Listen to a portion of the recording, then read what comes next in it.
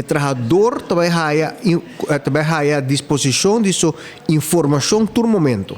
No momento que ele parar a sua app, nota segura onde está trabalhando, é mesmo por entregar queijo na SBB, me está trabalhando na companhia X, mas me está guardando minha app, me não te inscrevi. E agora é mais fácil nós podemos na companhia X botin trabalhador não como nota registrar-se com nós. Para setembro, outubro, nós queremos assinar com a app para lançar.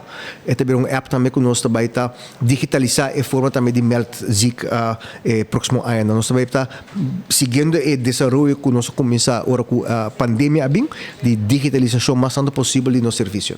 Ora que você não controlar, algo que você tem que preparar, passa por curso especial para controle e sancionar sanção administrativa, mas como deve ser duna, se me não erra? But. But administrativo, correto? Correto, de 4 de sim.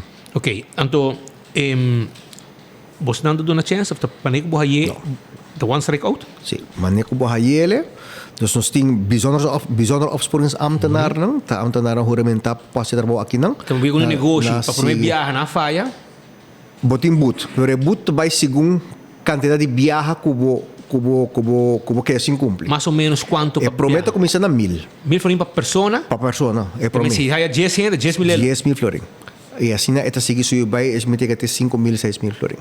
É but tanto poner para nosso website, se tu de trabalho em casa, que te but não cutin, não pode sair aqui. Dus o que nós aí pico trabalhador, dus tá mais ou menos 100.000 florins na but, nós impartir cada primeiro sessão de ano assim. Basta ser mano.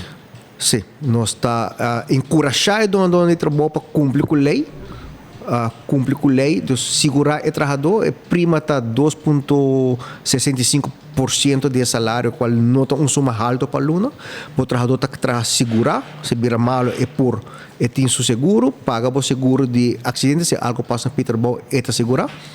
E botar evitar que a certo momento botar vamos confrontar com nós visão ausponen ambtenaren e notícia desagradável que vou ter que pagar uma multa e maneira bisa que por tá alto.